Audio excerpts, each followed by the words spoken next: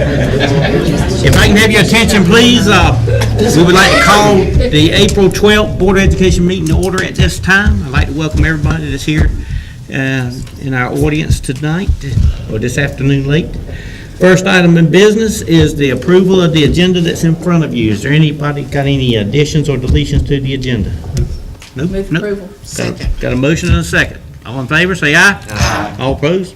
Motion passes. Next thing is, item number 3 is the approval of our board minutes. Give you a second to look those over, and at that time, I'll entertain a motion to accept. So moved. All right, got a motion? And got a second?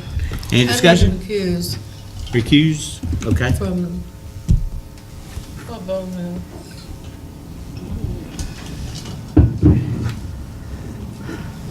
And of course, I wasn't here at the Tuesday night meeting. So, That's all right, we're good? All right. All right, we got a motion and a second to accept the minutes. No discussion? All in favor of this motion, say aye. Aye. All opposed? Motion passes. Item number 4 is discussion, no action. Dr. Phipps. This is student assignment information. We do this each year. We're starting to get calls now about folks that are looking at the possibility of enrollment in schools outside of their attendance area, and we try to go through and move forward the current enrollment. And then the way I've been calculating, we don't know for sure what the kindergarten numbers will be, and we haven't gone through the complete kindergarten registration yet. So I take a look at this year's kindergarten enrollment and last year's and combine those together and let that average be what we go with. And any school that hits 95% of the height calculated capacity, we say are closed in terms of new transfers from outside the attendance area. And right now, the 2 that we're going to declare closed are John Cotton Taylor and Washington High School. And then we have some others that we're watching. Do you have those? This is my front. Okay. The ones that we're watching are Bath Elementary, Eastern Elementary, John Small, and P.S. Jones, the ones that we normally watch. And if they hit the 95 amount, then we'll come back and let you know that. Usually CPS is on the watch list. And they're not right now. No. Anybody else have any questions for Dr. Phipps? That's no action required. Just want you to know that's what we're dealing with. Okay. All right. Moving on down. to watch again.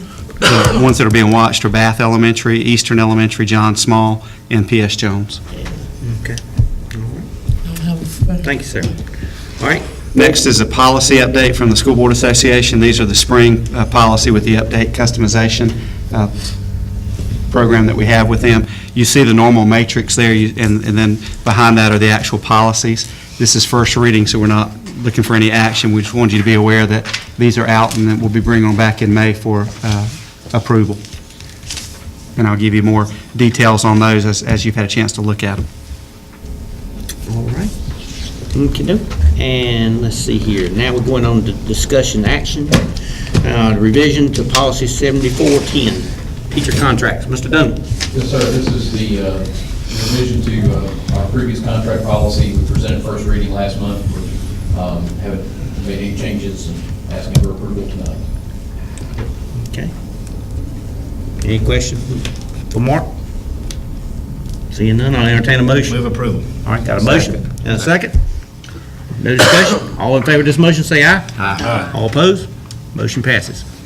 All right, 5.2. We have the 2 budgets that we've gone through our budget process. You've had those, and we've made some edits and updates. And our meeting with the commissioners is scheduled for lunch on the 23rd, and we'll be presenting both of these budgets to them as a budget request, but we need approval on the 2 budgets, and I'd like to ask that tonight. If I could do it as separate motions just so that they stand as separate items, I'd like to ask if we could do that. But we have the 18-19 local budget request, and we also have the 18-19 capital budget request. And this is the same as what we looked at Yes. the other night? I make a motion to approve the 18-19 local budget.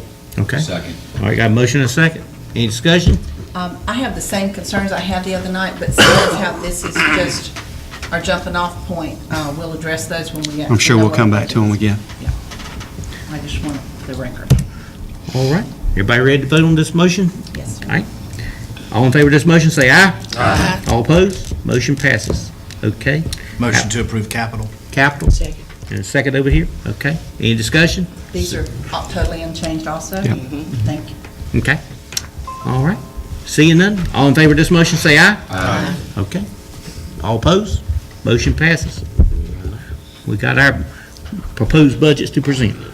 All right. Okey-doke. All right, and let's see. Field trip. Field trips, Dr. Phipps. We have the field trips are two schools, if I'm frozen right now. It's Southside High School and Northeast Elementary. It's April the 25th through the 28th. This is to the state Envirothon competition at Snow Camp, and we have one taking a minivan, the other's taking a minibus. We have the appropriate number of chaperones for number of students, and I'd just like to seek approval for that field trip. Move approved. Second. Got a motion and a second? No discussion? All in favor of this motion, say aye. Aye. All opposed? Motion passes. All right, we got a field trip approved. All right, the summer school program, Dr. Phipps. Summer school program is probably misidentified. It's not a true summer school. What this is actually the testing retake for students that don't pass the EOGs or the EOCs. By doing this, it won't count for our growth, but it does help for proficiency.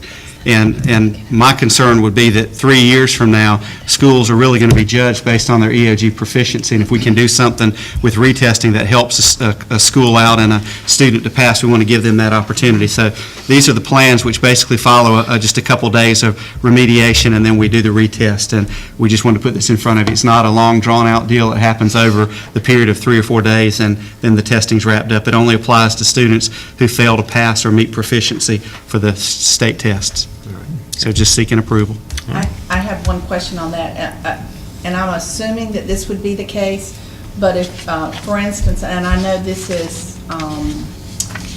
about EOGs, but if you are a reading or math or science teacher and a student needs math remediation, will it be the math teacher that would be doing that and not just a teacher that's available?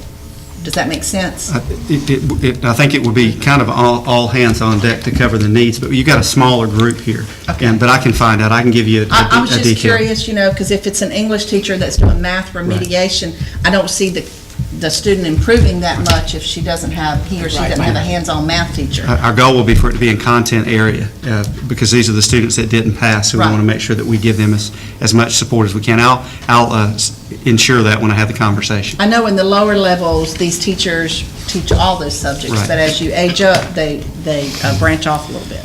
I'll verify Some that. of them actually got the teachers that are doing it. Yeah, there's some of Yeah, the I plans noticed that. that, and then some of them didn't, and I just had that question. Any further discussion? Move approval. Okay. Second. All right, got a motion and a second to approve the summer school program. All in favor of this motion, say aye. Aye. All opposed? Motion passes. All right, 5.5, Dr. Phipps. Next is summer hours. This is something we've always done, and we just want to get it out in front of the board now and seek your approval so that we can go ahead and plan and let folks know. The idea will be to do our summer hours as we've done in the past with a 4-day week with Monday through Thursday, working more hours. But you see here the school office hours would continue to be 8 a.m. to 4:30. And central services would be 8 a.m. to 4:30, and central services would also be open on Friday from 8 to 12. And then they'll obviously be working more hours than that because they've got to get a full weekend in 4 days. But we'd like to start this on the 18th of June, which is the first full week after teachers leave, and then we'd like to end it on August the 17th, which is the Friday before teachers come back. Same thing we always do. Same thing we've always done. Okay. Okay. All right. All right, got a motion? Second? All right. We have more discussion? Move it around. All in favor of this motion, say aye. Aye. All opposed? Motion passes. When's the first day of school? Whatever that Monday is in August. Okay. Last Monday? No, The last Monday past full moon. it's the Monday before the August 27th. 27th. 27th? Okay, thank you. Okay. Well, you know how it reads, it's almost like that. That's right, exactly. All right.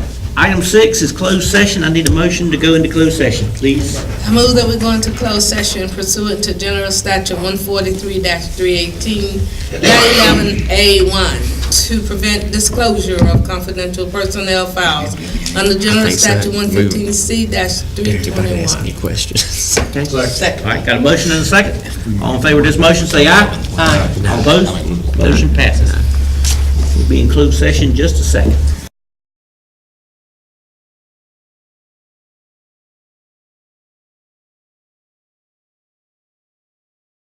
All right, we're back in open session at this time. I would like to entertain a motion to accept the personnel report that we just received. So moved, Mr. Chairman. Second. I got a motion and a second. Any discussion? Seeing none, all in favor of this motion say aye. Aye. All opposed? Motion passes. All right, moving on down to updates. I see we got the calendar here. Got any changes or anything? Well, the two upcoming meetings, the 23rd, which I mentioned earlier, is a joint meeting with the county commissioners where we do our budget presentation. It'll be in this room, 12 o'clock on the 23rd.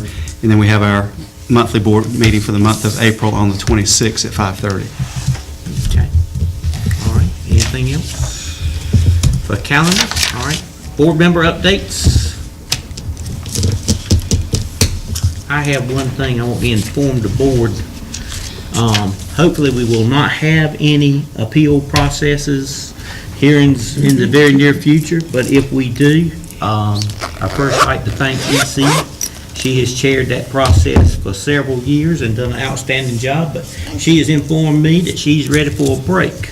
So, with that being said, I've asked Terry Draper at the other end down here if he would like to take on that challenge, and I hope he still says yes. I hope so. Thank you, sir. All right, so if we do, we'll be looking to Terry to be the chairperson for the hearings in the near future, okay? Anybody else have anything? No, bless you. Well, that's right, we'll all say a prayer for it down there. All right. Dr. Phipps, you got superintendent Just want to update? remind you all and the public that Stepping Out is Friday night, tomorrow night at the Washington Performing Arts Center, starting an hour earlier than normal. We're starting at 6 o'clock, so we look forward to, it's always a great event. Then also, we're in the middle of April, but we're starting to think already into the year, we always need volunteers for testing. So if there's anyone in the public that has time, is willing to come out and serve as a proctor or serve in some other way as we do our end of the year work, please contact your child's school or central services, and we have many opportunities for you to volunteer, and we thank you in advance. Anything else that needs to be brought up at this time? Seeing none? I make a motion that we adjourn. All right, got a motion, got a second? All right, all in favor, say aye. All right, motion adjourned. Thank you very much.